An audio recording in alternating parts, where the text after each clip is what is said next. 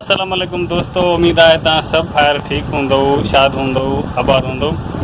रब्बा कंदो तव्हां हमेशह अहिड़े तरीक़े सां शाद आबाद हूंदव ऐं तव्हां सभिनी ॿाहिरनि जे सदके असांजा बि रब पाक गम परेशानी दूरि कंदो। दोस्तो अॼु तमामु हिकु इंट्रस्टिंग वीडियो आहे, ॾिसिजो लाज़मी। ऐं तव्हांखे मां ॾेखारींदुमि, हीअ आहे मुंहिंजो शॉप। तव्हां ॾिसो, आउं वेठो आहियां शॉप ते, मां हलाए रहियो आहियां पंहिंजो दुकानु। मूंसां वेठा आहिनि बनड़ा।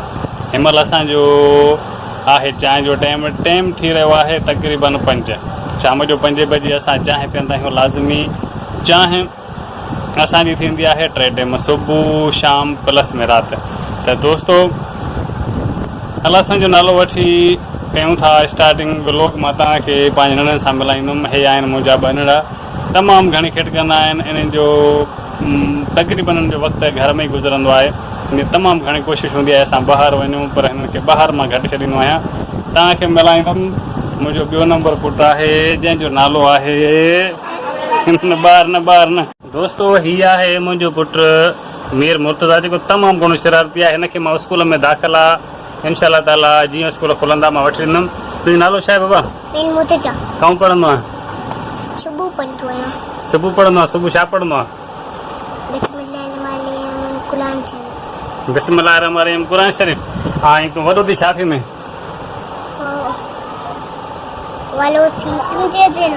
दुकान हलाईंदे? ठीकु आहे।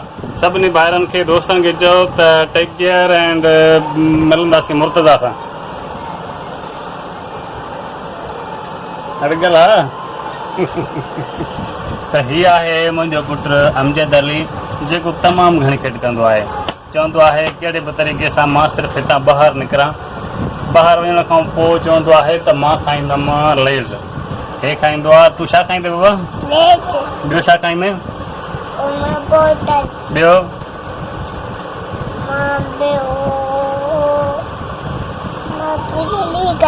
किलली।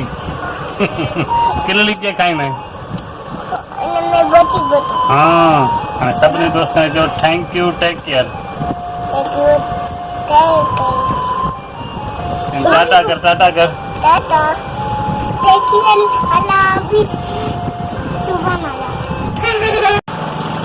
दोस्तो ये तव्हां मुंहिंजी नंढी जूं ॻाल्हियूं ॿुधियूं। नंढा ॿार हमेशह प्यारा हूंदा आहिनि, उन्हनि जूं ॻाल्हियूं तमामु दिलचस्प हूंदियूं आहिनि। वेठो आहियां पंहिंजे दुकान ते। हिनमहिल आयो आहे ग्राहक, मां हिनखे ॾींदुमि सामान। तव्हां ॾिसो त मां कहिड़े तरीक़े सां हलायां थो पंहिंजो शॉप। चांहि जेका तयारु थी रही आहे, देगिड़ी वॾी आहे, चांहि थोरी आहे, मुंहिंजी पूरत आहे।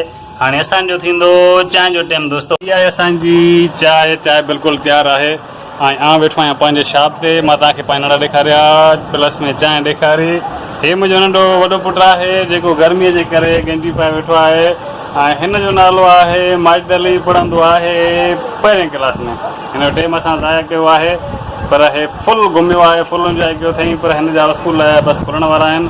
त दोस्तो उमेद आहे तव्हां सभिनी भाइरनि मुंहिंजो वीडियो ॾिठो हूंदो, लाइक बि कयो हूंदो। ऐं का मिस्टेक, का ग़लती थी हुजे त तव्हां कमेंट्स बि करे सघो था।